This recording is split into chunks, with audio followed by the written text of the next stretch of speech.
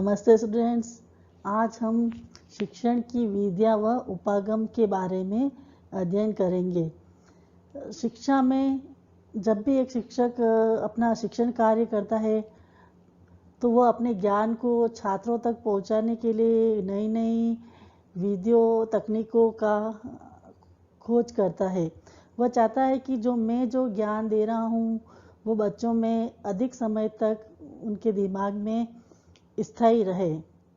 तो उस ज्ञान को स्थायित्व प्रदान करने के लिए वह नई नई विधियाँ व तकनीकों का प्रयोग करता है। हर विषय की अपनी अपनी प्रकृति होती है, तो विषय की प्रकृति के अनुसार ही एक शिक्षक को अपनी शिक्षण विधियों का चयन करना चाहिए। जैसा विषय है उसे उसके अनुसार, अपने प्रकरण के अनुसार ही शिक्षण विधियों का चयन करना चाहिए। अगर शिक्षक विषय की, प्रकरण की प्रकृति को जानकर शिक्षण विधियों का प्रयोग करेगा तो निश्चय ही उसका ज्ञान छात्रों में अधिक समय तक स्थायित्व रहेगा। छात्र उस ज्ञान को प्राप्त करने के लिए उत्सुक रहेंगे, उसमें उनकी रुचि भी रहेगी और उनकी सृजनात्मक प्रवृत्तियों का विकास भी होगा। तो चलिए अब हम पढ़ते हैं हमारी शिक्षण की विधियाँ।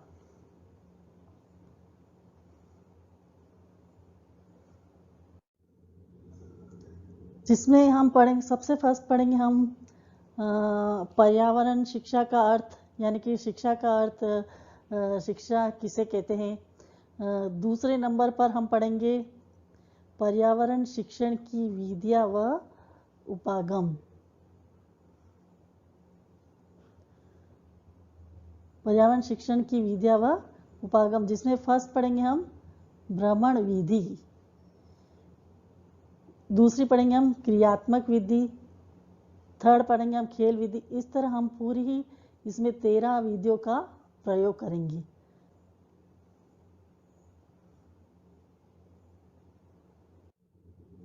सबसे पहले हम फर्स्ट पढ़ रहे हैं पर्यावरण शिक्षा का अर्थ। पर्यावरण शिक्षा वह है जो पर्यावरण के माध्यम से पर्यावरण के विषय में तथा पर्यावरण के लिए होती है। शिक्षा व्यक्ति को पर्यावरण से अनुकूल करना सिखाती है, वरन पर्यावरण को अपने अनुकूल बदलने के लिए भी प्रशिक्षित करती है। यह व्यक्ति को पर्यावरण पर नियंत्रण रखने की क्षमता प्रदान करती है। शिक्षा व्यक्ति को पर्यावरण संबंधी समस्या का ज्ञान तथा मूल्यों के विकास द्वारा जीवन जीने के लिए तैयार करती है। तो व्यक्ति को जीवन जीने के लिए, पर्यावरण के साथ अपने अनुकूलन करने के लिए, अपनी समस्याओं का समाधान करने के लिए, अपने जीवन यापन करने के लिए, समाज में रहने के लिए, समाज के अन्य लोगों के साथ जुड़ने के लिए हर क्षेत्र में शिक्षा की आवश्यकता होती है।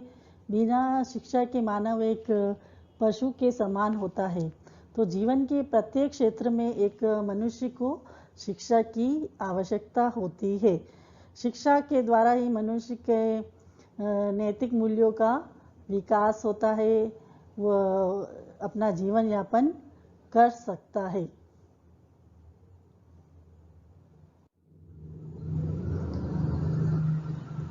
अब हम पढ़ेंगे अपनी विधियाँ। सबसे फर्स्ट ली है हमने भ्रमण विधि, यानी फील्ड ट्रिप्स। भ्रमण विधि मतलब कि छात्र को कक्षा से बाहर ले जाकर प्रकृति से संपर्क कराना, प्रकृति को दिखाना ही भ्रमण विधि कहलाता है। भ्रमण विधि अपने आप में बहुत ही इंटरेस्टिंग होती है। ये छात्रों के लिए को बहुत रुचिकर लगती है। भ्रमण विधि जैसे अब हम इस भ्रमण विधि का प्रयोग कौन से सब्जेक्ट में करेंगे, तो भ्रमण विधि का हम जैसे भूगोल में, इतिहास में, हम विज्ञान पढ़ाते हैं, तो किसी भी विषय में हम कर सकते हैं। छात्रों को भ्रमण के माध्यम से ज्ञान कराया जा सकता है, उनको प्रकृति का अध्ययन कराया जा सकता है। हम इतिहास का भी अध्ययन कराया जा सकता है। हम साइंस पढ़ा रहे हैं तो पेड़ पौधे फूल पत्तियाँ कैसी होती है, जीव कैसे होते हैं, तो हम भ्रमण विधि द्वारा बच्चों में इसका ज्ञान करा सकते हैं। तो ये भ्रमण बहुत प्रकार के होते हैं। सबसे फर्स्ट ये लघु भ्रमण है, फिर सामान्य भ्रमण है और विस्तृत भ्रमण है। जैसे हम बच्चों को जैसे कभी एक दिवस के लिए पिकनिक भी ले जाते हैं, कहीं पुस्तक मेला लग रहा है तो हम उसे घूमने भी ले जाते हैं, कहीं प्रदर्शनी लगती है तो भी ले जाते हैं। तो इस प्रकार के भ्रमण से छात्रों में बहुत अधिक ज्ञान का विस्तार होता है। और विस्तृत भ्रमण में हम छात्रों को पिकनिक वगैरह जैसे कैंप वगैरह का आयोजन करते हैं। छात्र वहीं पर निवास करते हैं, वहाँ की भौगोलिक परिस्थितियों से परिचित होते हैं, सामाजिक जनजीवन से परिचित होते हैं। तो इस प्रकार भ्रमण विधि द्वारा छात्र ज्ञान अर्जित करते हैं। भ्रमण विधि छात्रों के लिए एक बहुत ही रुचिकर विधि होती है। अगर हो सके जितने हमें बच्चों को भ्रमण विधि द्वारा ही अध्ययन कराना चाहिए। फिर एक क्रियात्मक विधि, एक्टिविटी विधि, यह भी एक बहुत ही रुचिकर विधि होती है। क्रियात्मक विधि मतलब बच्चे को करके सिखाना, बच्चे को हमें कुछ एक्टिविटी देना, क्रिया करके बच्चों को सिखाना ही क्रियात्मक विधि कहलाती है। और यह विधि छात्रों के लिए बहुत उपयोगी होती है। इस विधि में भी अगर छात्र कोई कार्य करते हैं तो वो उनका ज्ञान अधिक समय तक स्थायी रहता है। क्रियात्मक विधि में जैसे हम बच्चे को निबंध लिखने को दे सकते हैं, हिंदी में कविता लिखने को दे सकते हैं, कोई चित्र बनाने को दे सकते हैं। तो इस प्रकार हम बच्चों में छोटी छोटी क्रियाएं करवा के उनको भी अपना ज्ञान दे सकते हैं। फिर है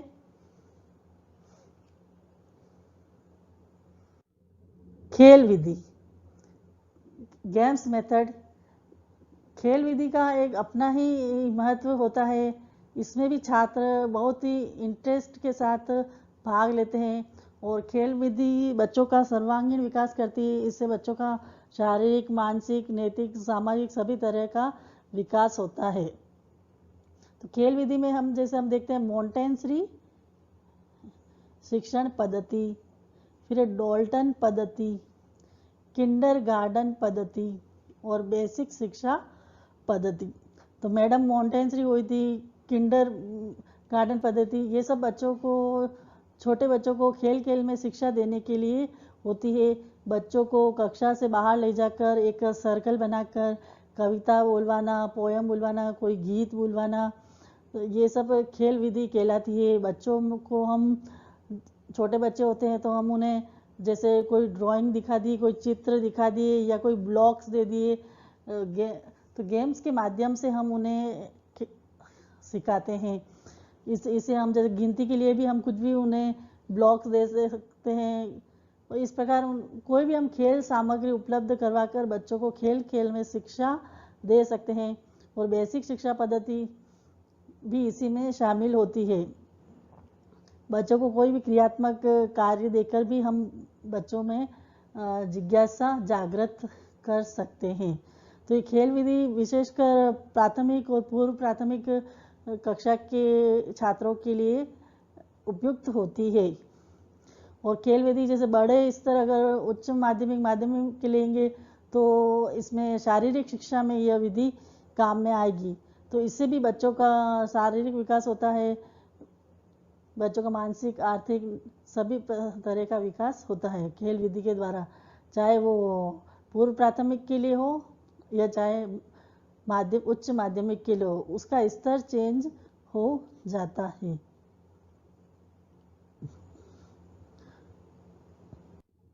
फिर अभिनय विधि, अभिनय विधि मतलब रोल प्ले मेथड करवाना। बच्चे को किसी भी तरह का हम अभिनय करवाकर बच्चे को उस विषय से संबंधित, उस प्रकरण से संबंधित जानकारी दे सकते हैं।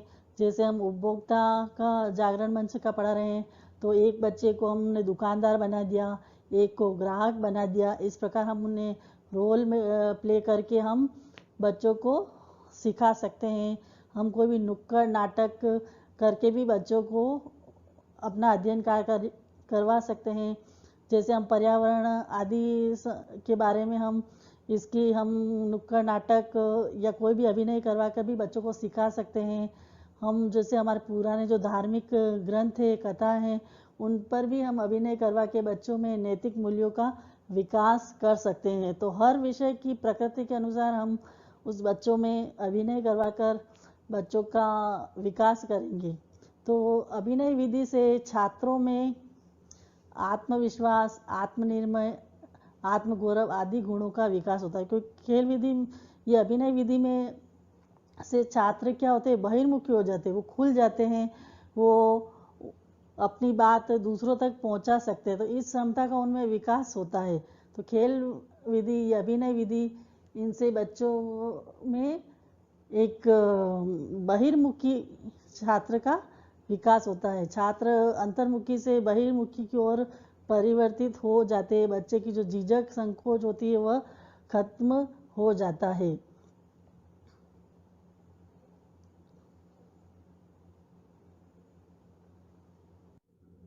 फिर समूह वाद विवाद विधि।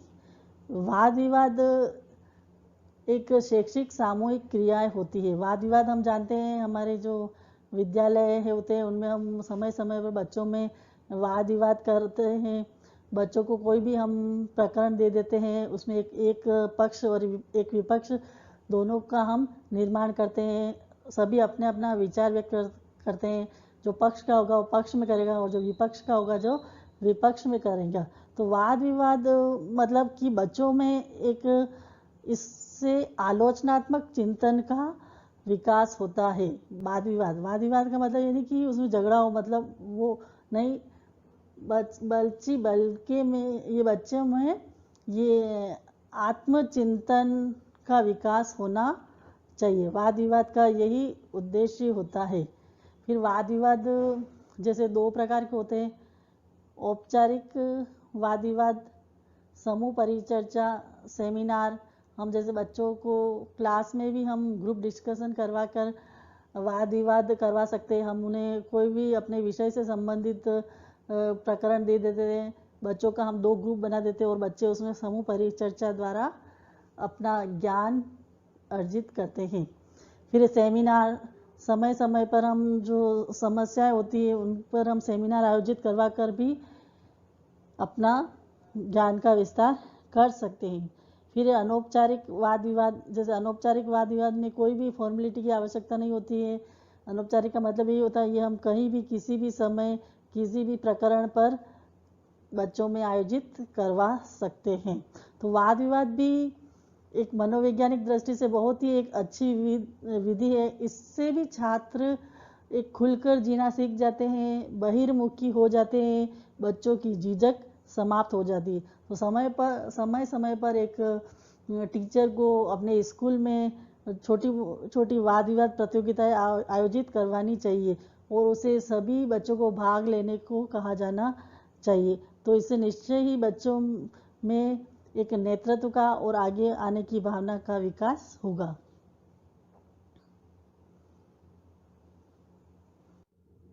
फिर कठपुतली पपेट शो हम जानते हैं, लकड़ी की बनी हुई होती है और धागे से हम करते हैं। और इसमें भी जैसे हम जैसे सामाजिक हो या इतिहास हो, तो इसे हम कोई भी विषय लेकर या कोई भी प्रकरण लेकर कठपुतली के माध्यम से भी हम अपने पाठ प्रदर्शन कर सकते हैं। कठपुतली के द्वारा जो ज्ञान दिया जाता है वह भी बहुत स्थायित्व व प्रभावशाली होता है। छात्रों पर कठपुतली पर प्रयोग किए गए संवादों का गहरा प्रभाव पड़ता है। क्योंकि कठपुतली के माध्यम से जो ज्ञान कराया जाता है वो बहुत ही रुचिकर होता है, छात्र उसमें इंटरेस्ट लेते हैं, तो जिससे वो ज्ञान अधिक समय तक स्थायी बना रहता है। तो हमारे जैसे राजस्थान में इसका प्रशिक्षण जो भारतीय लोक कला मंडल उदयपुर में के तत्वाधान में संचालित गोविंद शैक्षिक कठपुतली प्रशिक्षण केंद्र द्वारा दिया जाता है। जो उदयपुर में रहते हैं वो जानते हैं कि चेटक सर्कल के पास जो भारतीय लोक कला मंडल बना हुआ है वहाँ पर कठपुतली प्रशिक्षण दिया जाता है।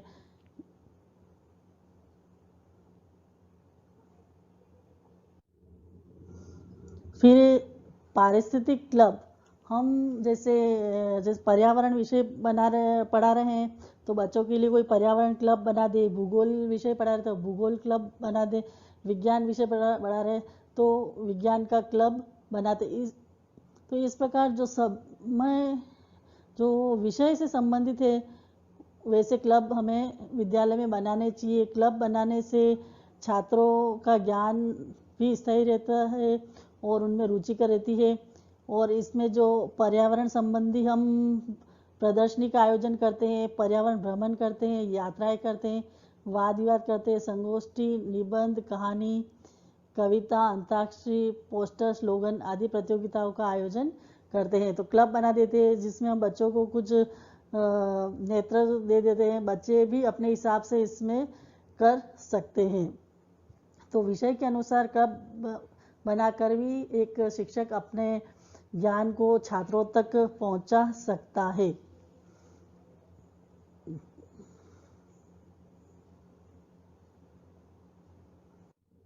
फिर पारिस्थितिक प्रयोगशाला हम जैसे पर्यावरण शिक्षा पढ़ा रहे तो पर्यावरण की प्रयोगशाला बना सकते हैं, भूगोल बना रहे तो भूगोल की प्रयोगशाला, विज्ञान की प्रयोगशाला, हिंदी भाषा पढ़ा तो हिंदी भाषा की प्रयोगशाला बना सकते हैं। तो हर एक विषय के अध्यापक को अपने विद्यालय में एक एक प्रयोगशाला अवश्य बनानी चाहिए जिसमें छात्र क्रियाशील होकर उसमें कार्य कर सके, छात्रों में सृजनात्मकता व समस्या समाधान की क्षमता का विकास होवे जिससे।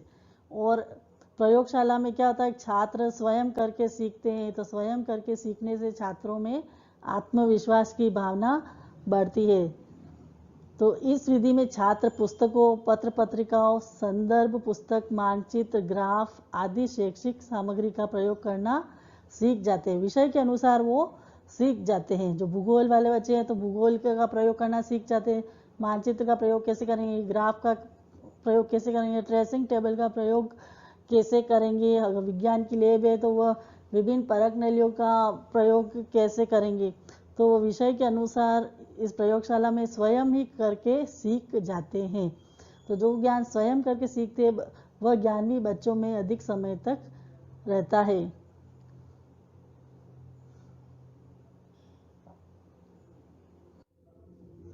फिर पुस्तकालय ज्ञान का भंडार होता है। यह विद्यालय की रीढ़ की हड्डी कहा जाता है। पुस्तकालय में हम सभी जानते हैं कि हर विषय से संबंधित पुस्तकें होती है और हर एक विद्यालय में पुस्तकालय होना चाहिए। पुस्तकालय में छात्र स्वयं पढ़ना सीखते हैं, अपने समय का सदुपयोग करते हैं, वह इधर उधर भटकते नहीं हैं।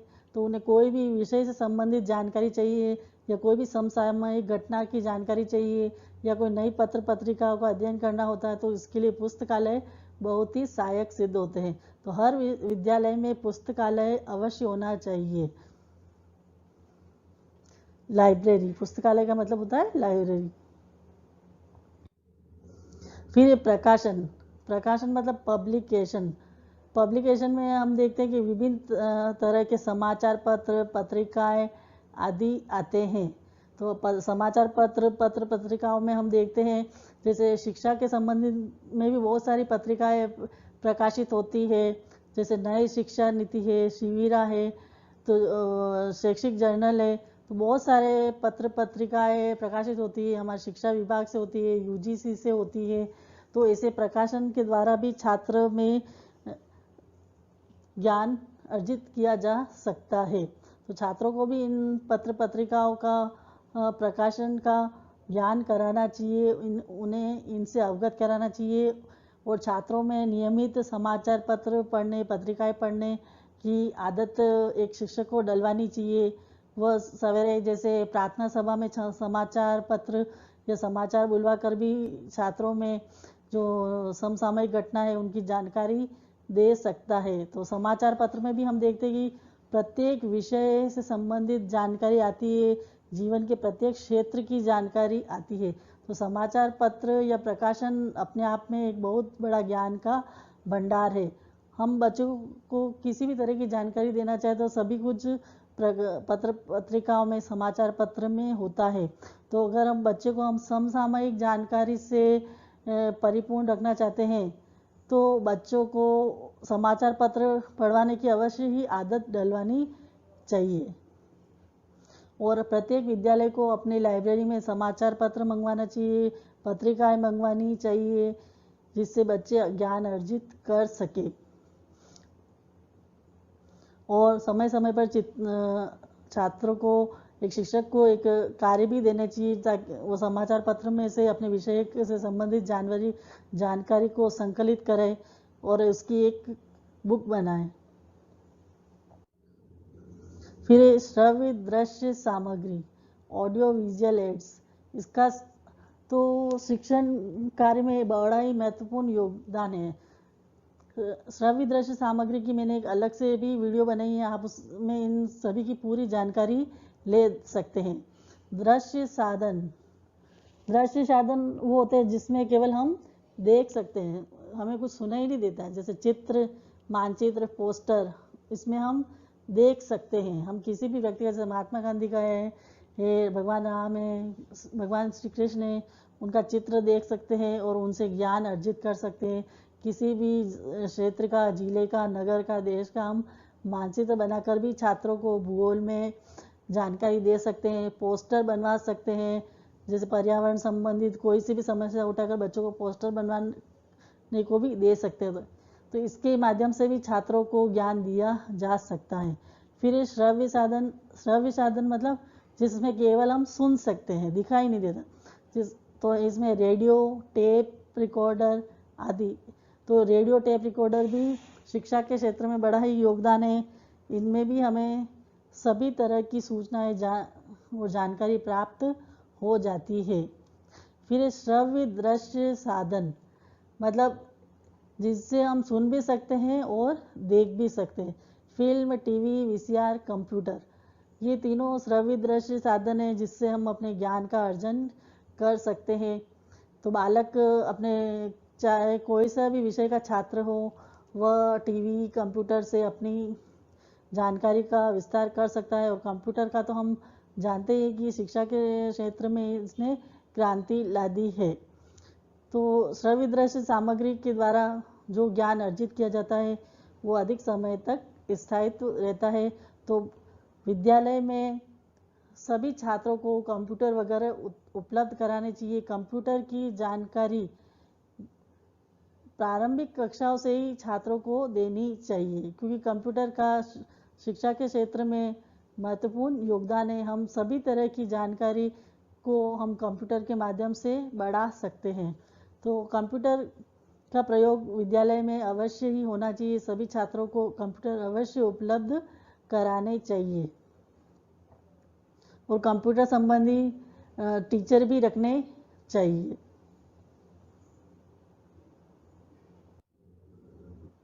फिर समस्या समाधान विधि, समस्या समाधान में प्रॉब्लम सॉल्विंग मेथड, इसमें हम कोई सी भी समस्या उठाकर विद्यालय की समस्या उठा सकते हैं, उनके शिक्षण कार्य की समस्या उठा सकते हैं, वह उठाकर हम बच्चों को दे सकते हैं।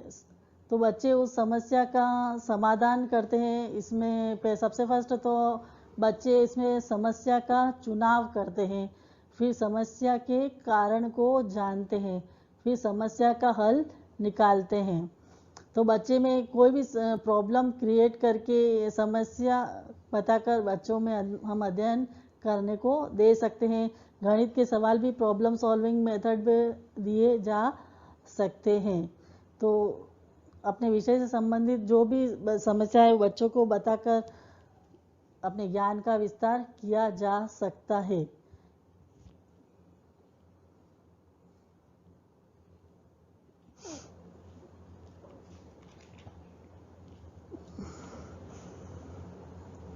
ये समस्या समाधान जो विधि होती है यह छात्रों के जैसे मानसिक विकास में भी विशेष रूप से सहायक होती है।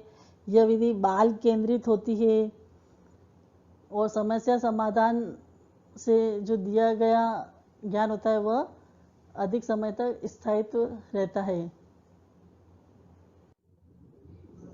फिर प्रयोजना विधि। प्रयोजना विधि का भी वर्तमान समय में महत्वपूर्ण योगदान है। छोटे बच्चों को विद्यालय में प्रोजेक्ट वर्क देकर एक शिक्षक अपना कार्य पूरा करवाता है, अपने जो भी विषय से संबंधित ज्ञान बच्चों को देता है। प्रयोजना विधि यह एक गतिशील व नवीन विधि है। इस विधि के अंतर्गत शिक्षण को जीवन की वास्तविक परिस्थितियों से संबंधित करने का प्रयास किया जाता है और रचनात्मक कार्य कराए जाते हैं। तो बच्चों को कोई भी प्रोजेक्ट वर्क दे दिया जाता है, चाहे SUPW में हो, चाहे विज्ञान हो, भूगोल हो, तो सभी सब्जेक्ट में अपनी विषय की प्रकृति के अनुसार बच्चों को कोई भी रचनात्मक कार्य दिए जाते हैं। बच्चे समूह बनाकर कार्य करते हैं, तो समूह का बनाकर कार्य करने से उनमें सहयोग की भावना का विकास होता है, वे लीडर बनते हैं, उनमें आत्मविश्वास आता है, नेतृत्व की भावना का विकास होता है। तो प्रयोजना विधि और समस्या समाधान विधि भी अपने आप में बहुत ही एक अच्छी विधि है और इस विधि के जन्मदाता अमेरिका के प्रसिद्ध शिक्षा शास्त्री WH किलपैट्रिक थे। इसका नाम भी हमें ध्यान में रखना है कि प्रयोजना विधि के जन्मदाता कौन थे।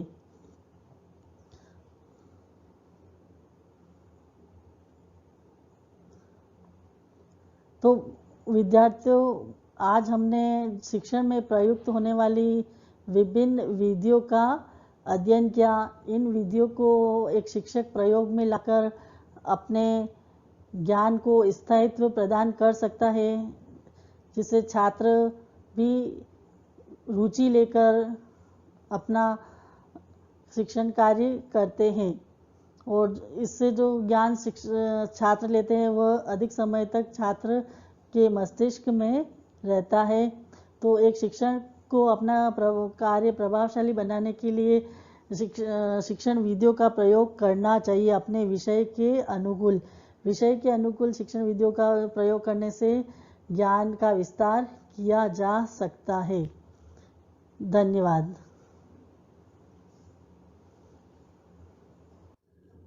नेक्स्ट और अंतिम हमारी ये जो विधि है वो है व्याख्यान एवं प्रदर्शन विधि, लेक्चर एंड डेमोन्स्ट्रेशन मेथड।